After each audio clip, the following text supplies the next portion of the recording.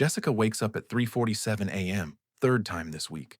She lies in the dark, heart beating a little faster than it should, replaying the same email she didn't send on Tuesday. She rolls onto her left side, then her right. Then she makes the fatal mistake, reaches for her phone to just check the time. Boom. Blue light sears her retinas. Her brain says, "Oh, hey, sunshine. Morning already? Let's get to work." She'll fall back asleep around 5, and 90 minutes later, the alarm will rip her back to reality. All day long, she'll smile at her coworkers and say, "I'm fine, just didn't sleep well." Meet Mark. He's a productivity enthusiast. He has a sleep tracker, blackout curtains that cost $500, and a year's supply of melatonin. Every morning, his app delivers its verdict: sleep efficiency, 71%. Mark has no idea what that means, but he feels like he failed a test he never even studied for. And this is Christine. Her brain simply has no off button. She's tried everything: meditation, white noise, weighted blankets, podcasts about the history of boring things. Her friends tell her, just stop thinking.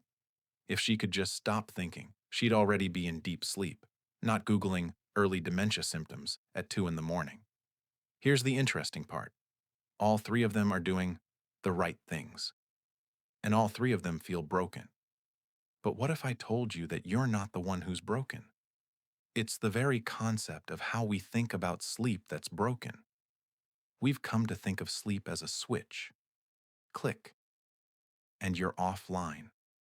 But in reality, sleep is the most complex and active biological dance that evolution has ever invented. Today, we're going to figure out why your body holds you hostage at 3 in the morning, why productivity culture is a war against your own biology, and why your insomnia is actually a sign that your body is too smart. The architect of anxiety, the science of cortisol. To understand what's happening with Jessica, Mark, and you, we need to talk about the main character in this drama: cortisol. In American culture, we've branded it the villain, the stress hormone, the cause of belly fat, the enemy of success. But that's like saying about fire: it's the thing that hurts. Technically true, but completely missing the point. Cortisol is your internal conductor. It's your natural alarm clock. Millions of years ago, long before deadlines or Instagram existed, cortisol served one critical function: it prepared you for survival. Here's how it's supposed to work in an ideal world. Imagine a graph. About an hour before you're meant to wake up, your body begins slowly raising cortisol levels. This isn't stress, it's warming up the engine. Blood pressure rises, blood sugar climbs. You open your eyes, and you're ready for action. Throughout the day, cortisol gradually falls. By evening, it should be at its minimum, giving way to melatonin. Darkness is the signal. Shield down. Safe. Now, an unexpected twist. Your nervous system is a supercomputer running on software written in the Paleolithic era. It cannot tell the difference between a saber-toothed tiger and a passive-aggressive email from your boss. To your brain, a 10 p.m. message that says, "We need to talk," and the crack of a branch behind you in the jungle are one and the same signal. What happens in that moment? Boom, a surge of cortisol. Your fight or flight system fires at full capacity exactly when it was supposed to be in deep regeneration mode. This is why Jessica wakes up at 3:47. Her body isn't hostile toward her. She simply received a threat signal in the evening, perhaps from the news or a thought about her taxes, and the guardian inside her decided, "I can't let her sleep. There are enemies out there." She wakes up with a pounding heart, not because she's sick, but because her body is trying to save her from an imaginary threat. The illusion of rest, the architecture of sleep.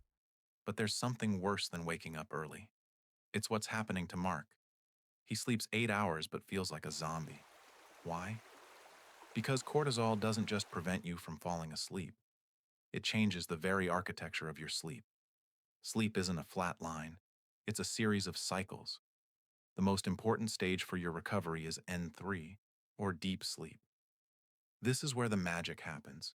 Your glymphatic system, the brain's cleaning system, literally opens its floodgates and flushes out toxic proteins like beta amyloid, the very same ones that accumulate in Alzheimer's disease.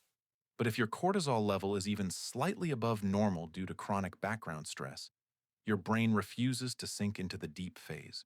It keeps you in light sleep. It's like sleeping with one eye open. Mark can spend 9 hours in bed, but if his brain spent all that time monitoring the situation, he didn't get a deep cleanse. It's the same as putting your phone on charge while the cable keeps slipping out. You wake up at 100%, but it drains within an hour. Scientists call this phenomenon hyperarousal, and it is the defining condition of modern America. We live in a culture that romanticizes the always-on state. The cultural trap, the American hustle versus biology.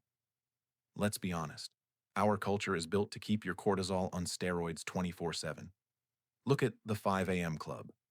Productivity podcasts you listen to at 1.5x speed while stuck in traffic. Open plan offices where your brain is forced to constantly track the movement of people around you.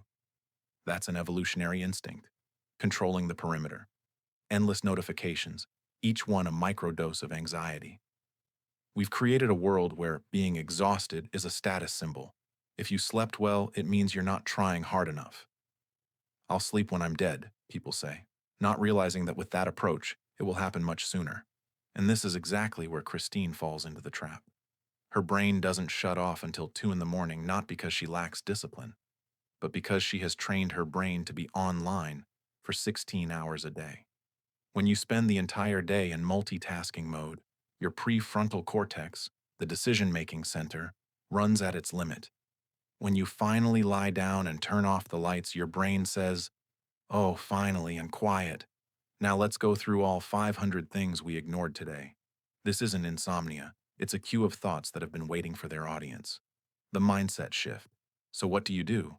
Buy an even more expensive tracker? Take more supplements? No. The first step isn't changing your routine, it's changing your perspective.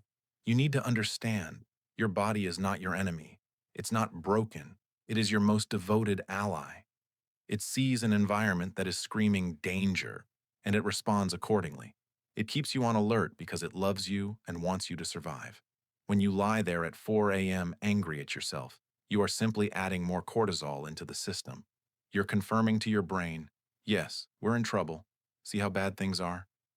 The American philosopher William James once said, "The greatest weapon against stress is our ability to choose one thought over another." Instead of fighting your insomnia, try giving your body what it actually wants, a safety signal. This isn't about 10 steps of sleep hygiene. It's about creating a buffer zone.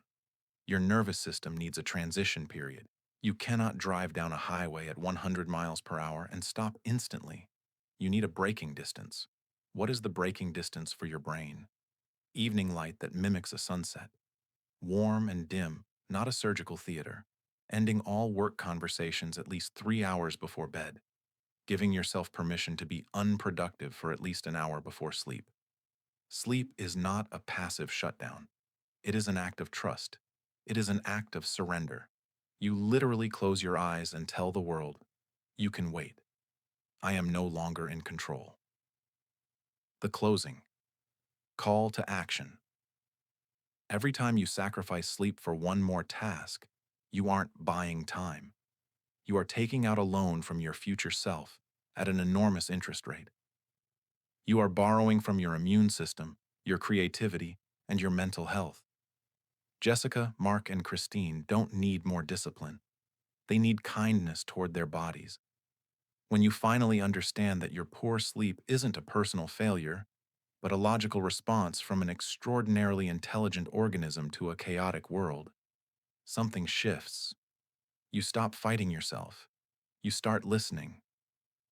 Tonight, when you feel that familiar restlessness, don't reach for your phone, don't open any apps. Just place your hand on your heart, feel its rhythm, and tell your body, "Thank you for protecting me. But right now, we are safe." You can lower the shield. And maybe for the first time in a long time, you will truly rest. Thanks for watching. If this video helped you look at your sleep differently, give it a like and share it with someone who's also lying in the dark at 3 a.m. Subscribe to my channel. This is where we learn how your mind works. Good night. Really good night.